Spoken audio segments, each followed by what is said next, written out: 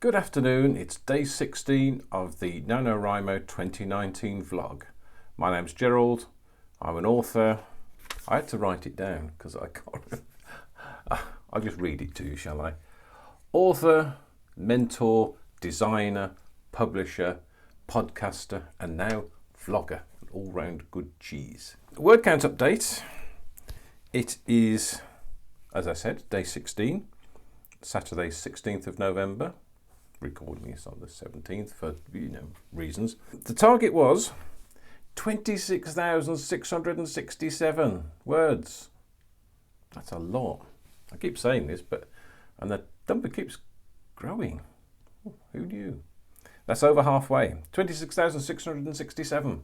My total is 23,513.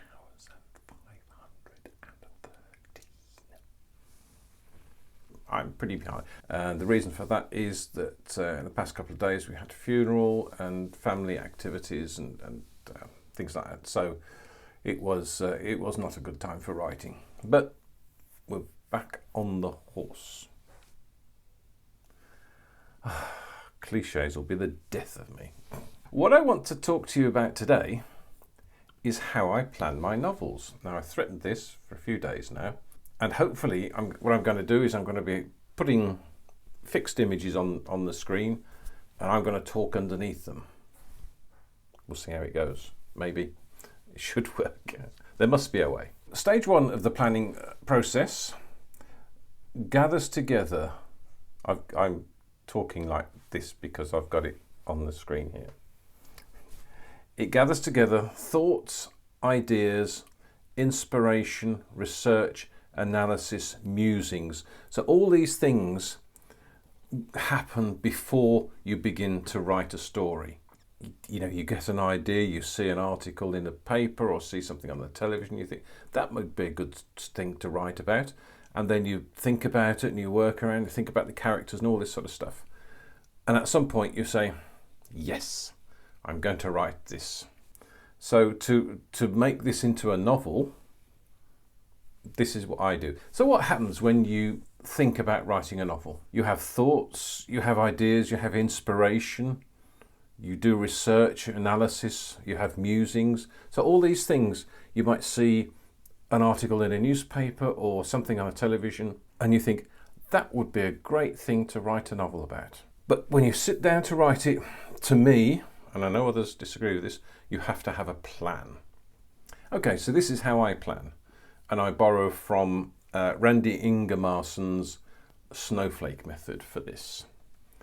By creating a one-sentence summary, the one sentence which describes your book. Now you might think, but it's a massive book, it's got loads of things and characters. If you work at it, and work at it hard, you can write a one-sentence summary of your novel. And the reason for this is that because it focuses your mind on what the story is about. That's the important thing, because everything else then comes like an upside-down tree. Everything else comes from that. The second stage is your two-sentence premise.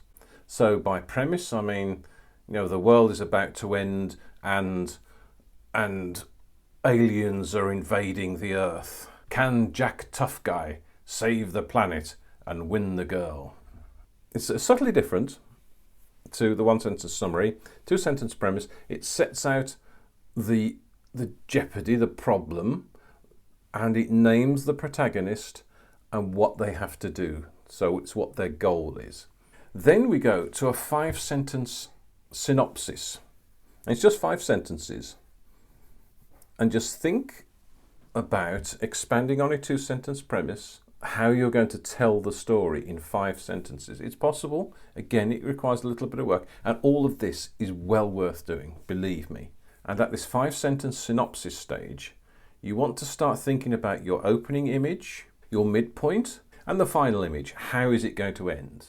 So we've got 1-sentence summary, 2-sentence premise, 5-sentence synopsis, 5-paragraph synopsis now.